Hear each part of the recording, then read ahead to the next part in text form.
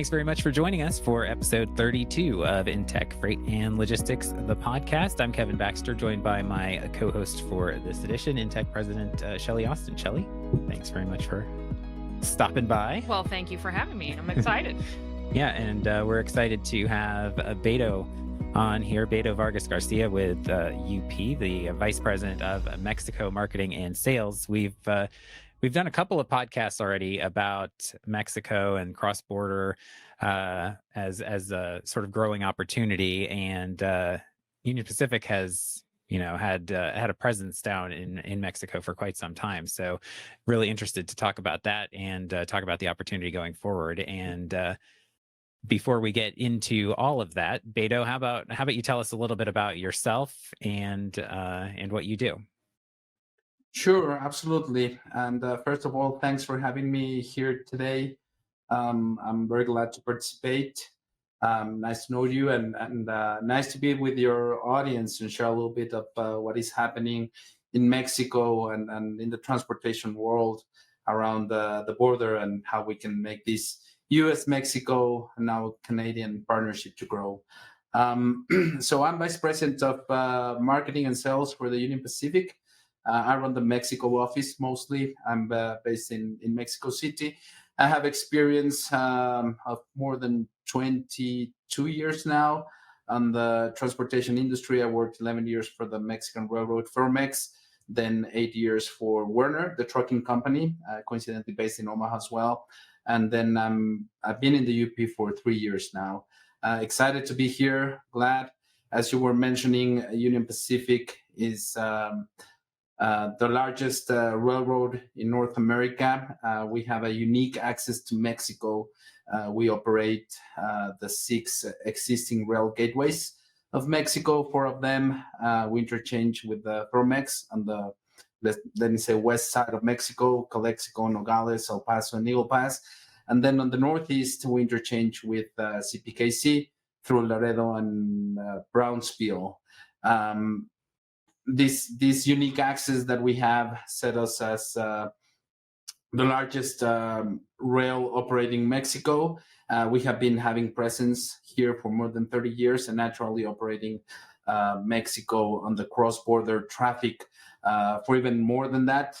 So we're excited about what is happening. We're excited about the expansion of companies relocating in Mexico, and naturally well prepared for that. Yeah, I came across, you wrote a piece a couple of years ago, actually, that was celebrating that 30-year anniversary of Union Pacific in Mexico. Yes, I mean, we feel really glad about that, the presence that we have. Again, the unique access that we have. We're certain that we have helped companies throughout the history on getting successful while they do these efforts of manufacturing goods in Mexico. We have been helping companies to get their products into the country for commodities that are consumed in Mexico. So we feel really proud about what we have done in Mexico. I think that this nearshoring trend is naturally something that is being activated again.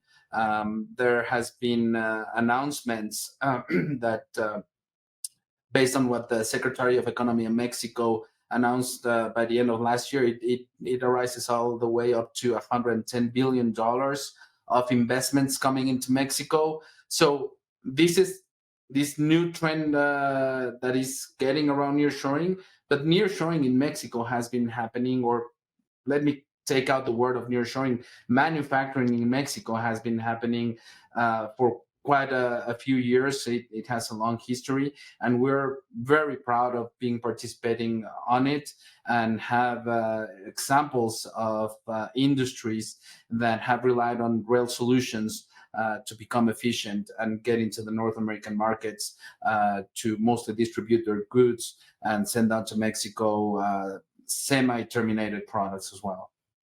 So Beto, first of all, you say not superheroes, but I feel like I'm sitting with a superhero because we are fortunate to be able to utilize the UP services we have for a while, and we actually work with you on some intermodal products into Mexico, and that's always been like, I mean, Mexico has always been a big thing, as we've talked about, for the Union Pacific.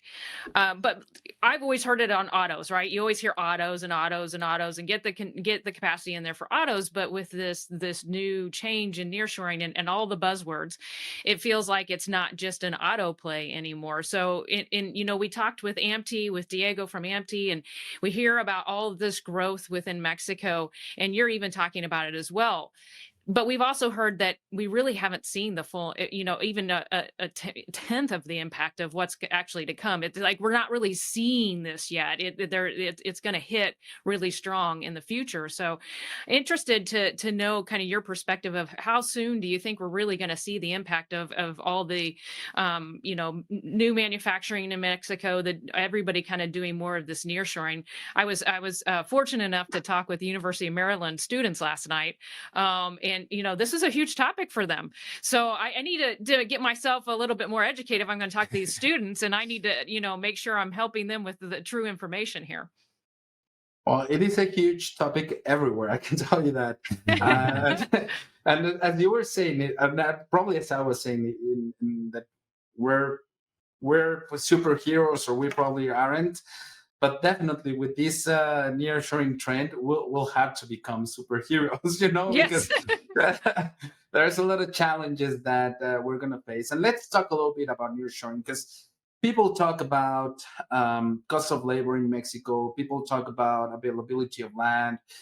People talk about facilitation of trade. People talk about energy and availability of energy in Mexico, which it is true. I mean, it's part of what nearshoring is.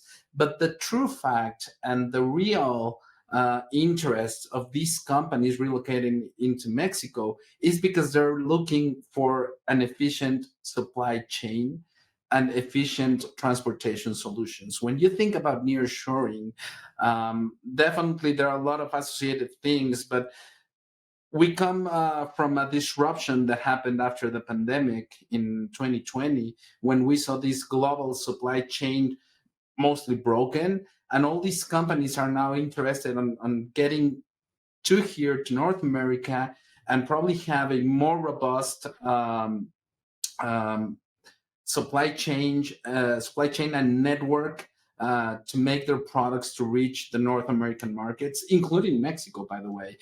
So that is what I think nearshoring is. As you were mentioning, and we will never.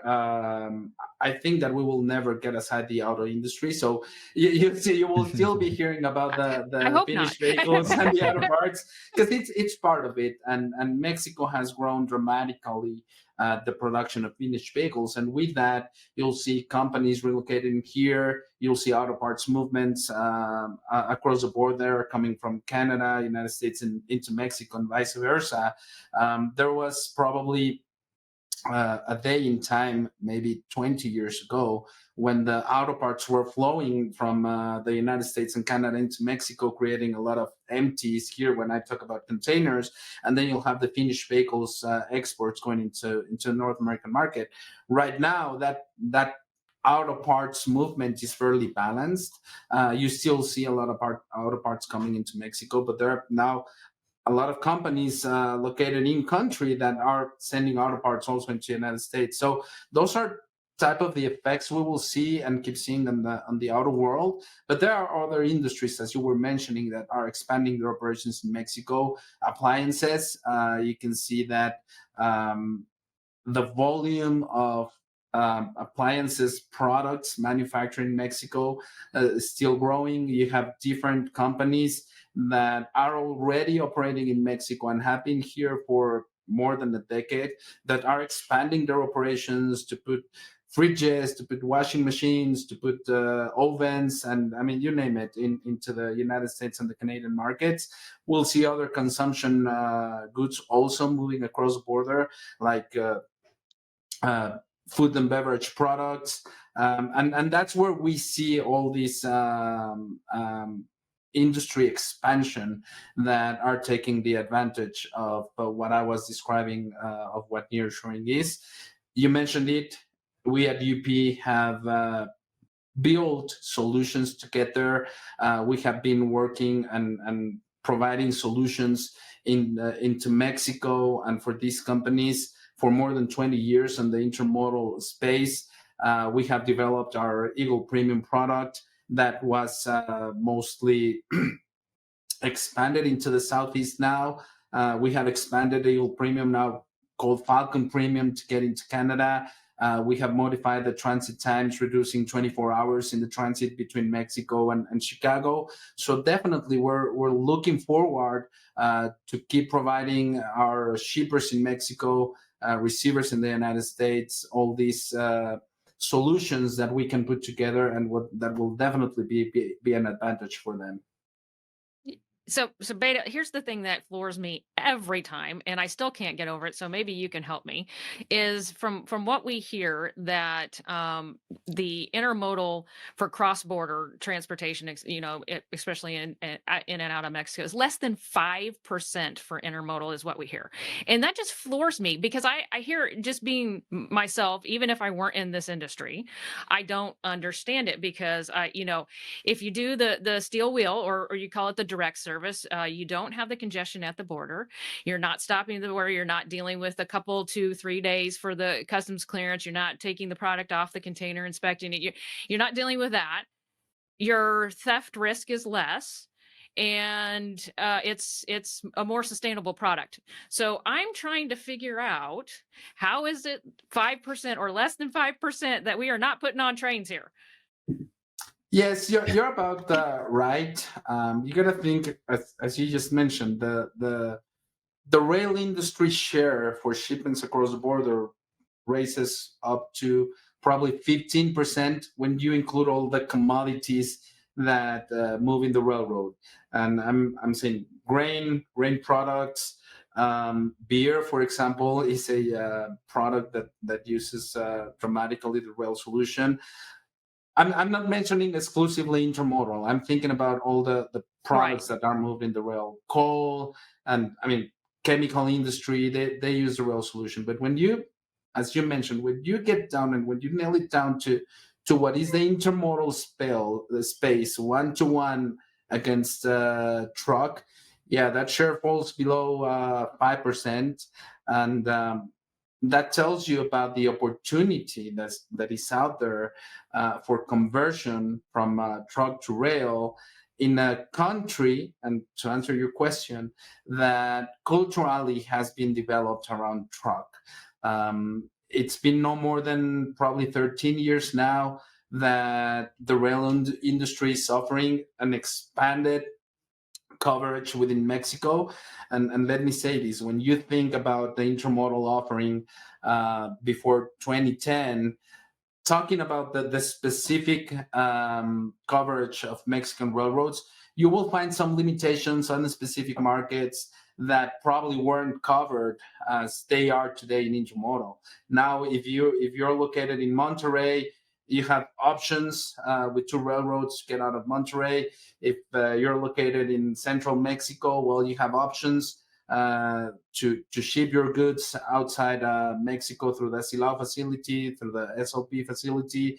If you're located further south, let's say into Mexico City, that Mexico City is more a consuming area, but we still have some production going on in this area of the country. Well, you still have options to get into the United States. So that intermodal offering has been growing, and we will keep seeing how that share will will grow as well against truck, because of as you just mentioned, the facilitation that the utilization of the railroad brings to these customers.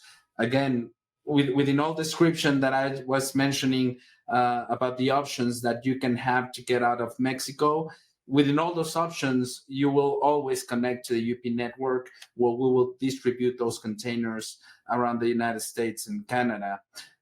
So that's where we see it. Definitely, there's still some pending tasks to solve.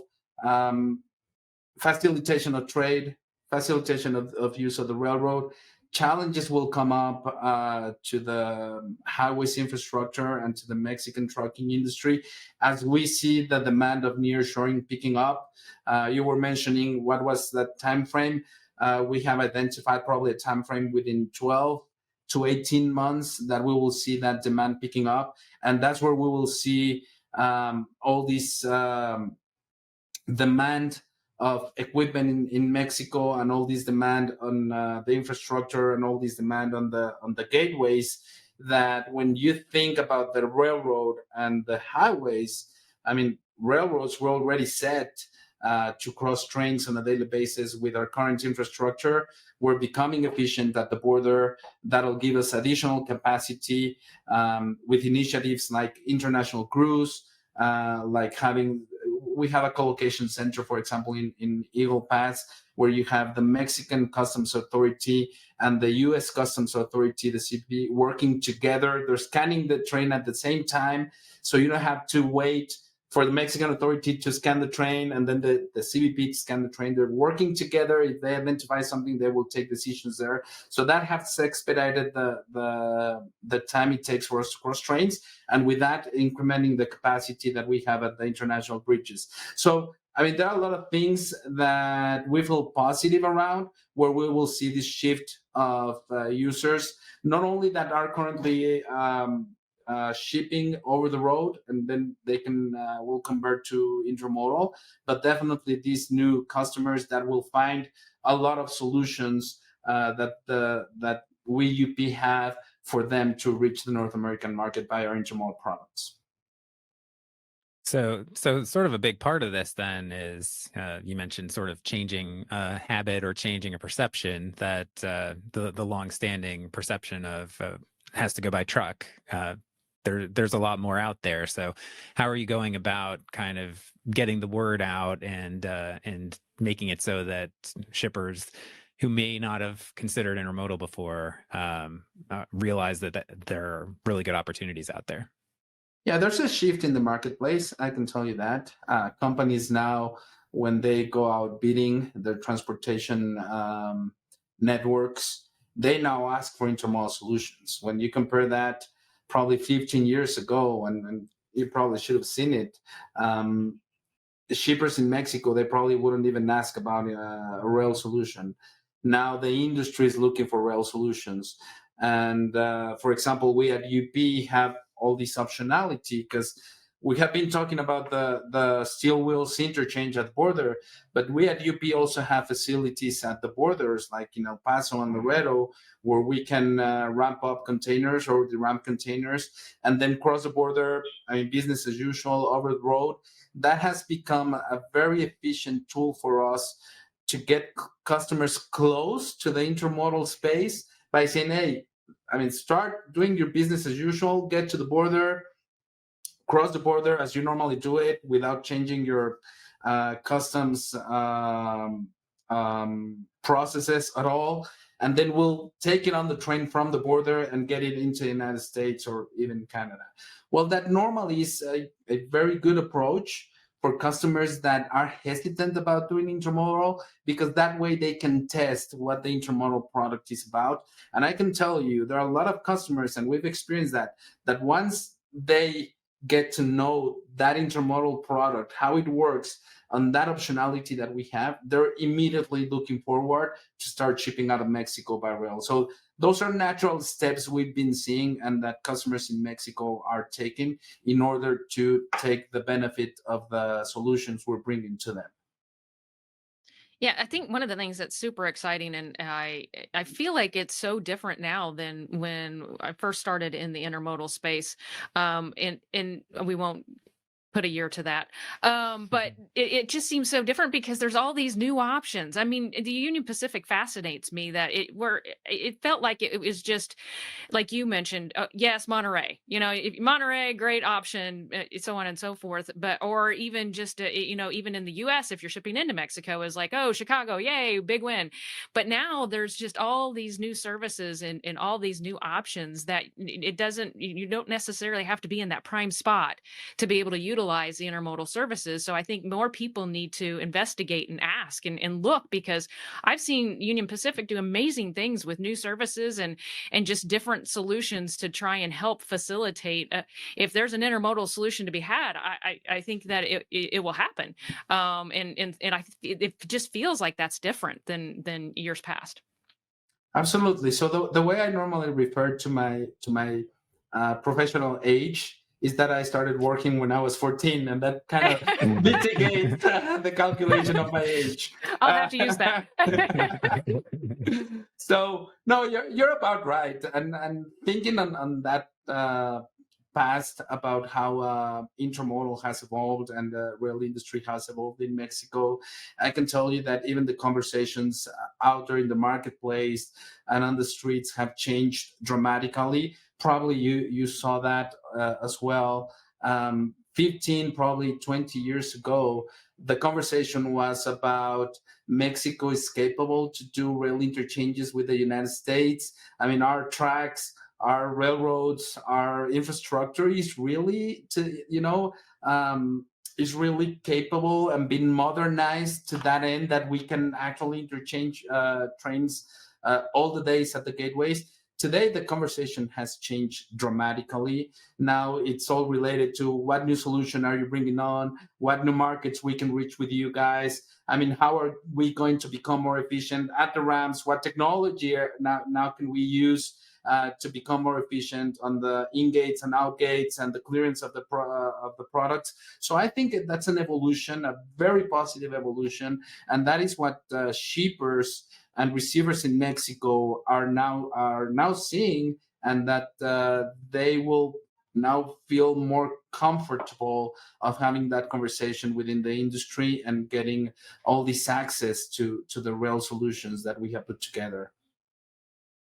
So speaking of some of the new solutions that you put together, you mentioned a little bit about Falcon. Tell us about that solution and sort of Eagle, which predates that a bit as well. Yeah, so the way to conceive Eagle and Falcon are mostly the same product. When we say Eagle, it stays in Chicago, probably going to LA as well, but it's mostly those two main corridors. When you have the Falcon piece, that goes into Canada, so it's the extension of our product. The Eagle Premium is mostly GMXT or Federmex, working together with us to reach the United States market. And in order to get to Canada, we consolidated this service with the Canadian National. So now we have expanded the product into all the Canadian territories as well. And we're really excited about that on the way it was put together, but then also on the transit times that we have accomplished, because they're mostly truck-like service transit times.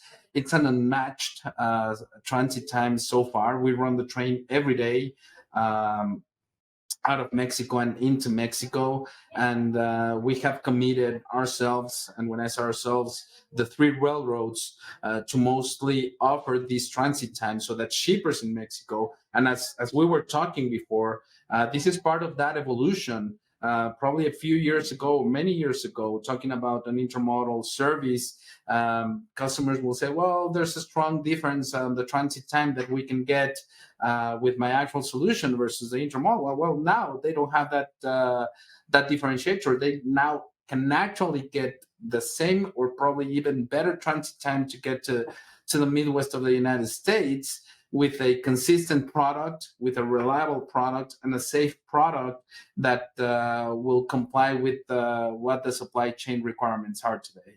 So that's what Falcon is. That's what Eagle Premium is, and that's what we will have committed, or we are committed to the market, and we will keep doing into now Mexico.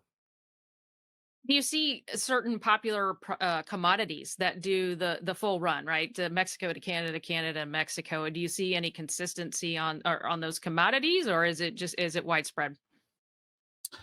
No, I think there's as we have expanded the product, we see more commodities coming into the utilization of the service. Naturally, when you have, let's say, a finished product coming out of Mexico that relies on these type of solutions, and they start talking to their suppliers in the United States, because sometimes they import into Mexico some of those parts that they will use to manufacture the product. These companies understand that if they are vertically integrated, they can build a better supply chain between all of them. And as we see them understanding better the whole network, we see this expansion of commodities. Now, not only on the parts that are sent to Mexico to build these finished goods, but probably also raw materials or consumer goods that are coming down to Mexico into a consumption market that is also growing, and that given the integration that we are seeing in North America, we're also consuming North American products as well. So that's what we're seeing, and that's the expansion on the utilization of the product. Very interesting. Talk about the partnerships now. I mean, that's something that maybe in the past there have been some hesitations among some about partnering with other carriers, things to get these sort of wider reach, wider spread solutions out there. But it really seems like over the last few years in particular, especially even in the last 6 months to a year, the partnerships are really becoming a valuable resource. And definitely they are. It's important to mention that we still serve the 6 gateways. We still, I mean, we're open to the whole market of Mexico, but definitely when you put together these solutions, you have to build a network that complies with the offering that we're making to the marketplace, that could be resilient upon disruptions that we can face. And let me say this, the optionality that we have given our unique access, but the partnership that we're doing also while building these products, give us the ability to provide or give options to our customers when we have disruptions that are completely out of our hands, like natural or weather challenges that we can face. Given the way we have set our services today, we have that optionality to use additional gateways versus the ones that our service is designed now. And that optionality creates what the customers are looking for, that is mostly confident products that, given the challenges that we face, and again, there are things that can happen out of our hands, but as long as we can give that optionality to them, that their shipments will keep flowing consistently across the border, that's what we are addressing. And mostly these partnerships help us to give the customers what they're looking for, and the solutions that can actually meet their needs. The rail infrastructure you touched on a little bit. That was something that people had some concerns about a while back, but part of the ability to be ready for the coming nearshoring boom has been to make sure that the infrastructure is up to par, and there are options there as well. So how has the rail infrastructure changed and improved over the last several years? Yeah, so on the UP side, on the Union Pacific side, we have our investments program elaborated year after year. On 2023, we did a 600 million investment in commercial facilities.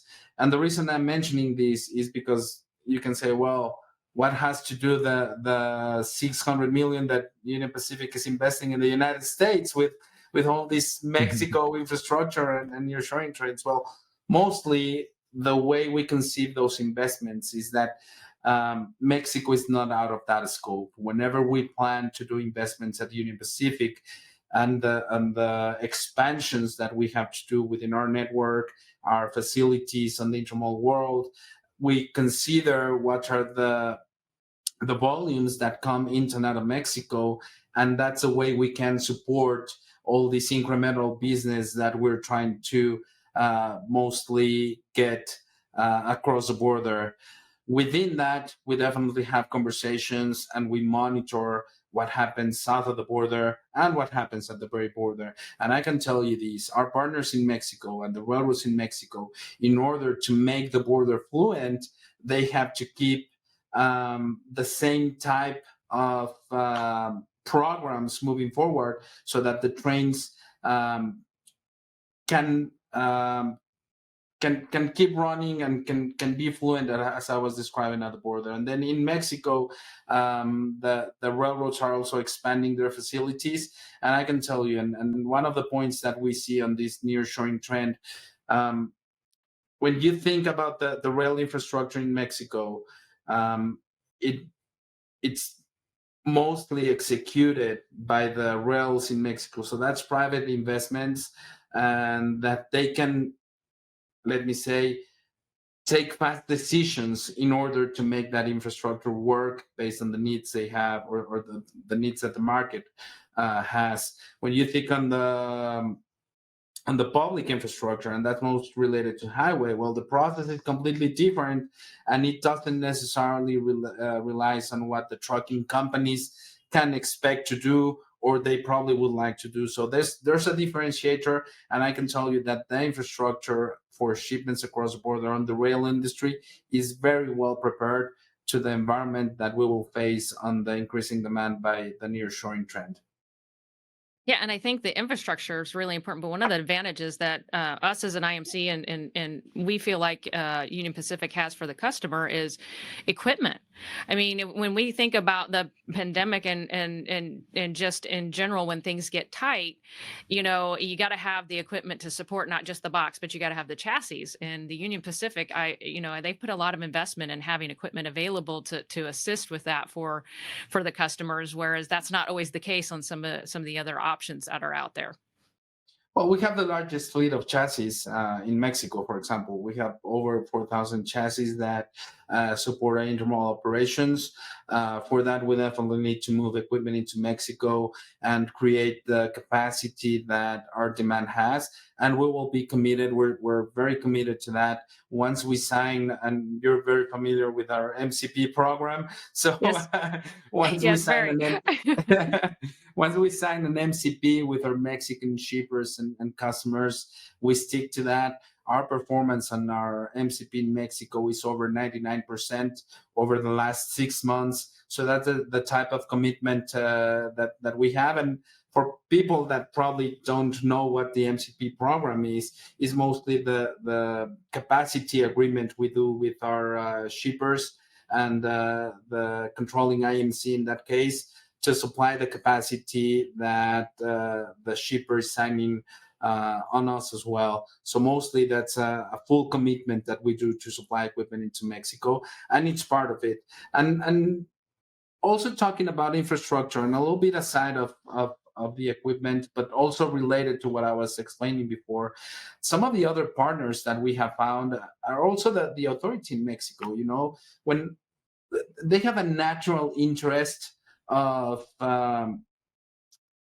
getting, again, the efficiency that the rail network can offer for shipments across the border, as we can convert more freight from the highways into the railroads, the public investment can ease a little bit. I'm not saying that will probably solve all the requirement, but again, I mean, the community is interested in getting at least some of the freight out of the highways, so that the highways can also become efficient, more safe, and more secure to not only the freight that moves along the highways, but also the vehicles and people that use the highways for their transportation as well. So it's a benefit everywhere, and because that's something that we're seeing. And I can also talk about the environmental piece, that the emissions that the railroad creates are 1/3 of what other modes of transportation can provide. But anyway, it's part of what the utilization of the rail network can offer to the industry and the community as well. Yeah, I also think that what we've noticed with your group and your team is that for customers that need to start shipping from the U.S. into Mexico, it can be a scary thing. It can be daunting to them as far as the process. How is it going to work? How am I going to do the paperwork? How very scary. And I think the important thing to put out there is we're the first to say that with partners like the Union Pacific, you have the team members and you have the folks there within Mexico to help communicate with whether it be the receivers or the shippers to help make that process go a lot smoother. And it's not this daunting, scary beast that everybody kind of thinks it is if they're not used to shipping into Mexico on the intermodal product. Absolutely. I was mentioning earlier at the very beginning that we've had commercial presence in Mexico for more than 30 years now. But I mean, we don't only have that commercial presence, we have operating presence.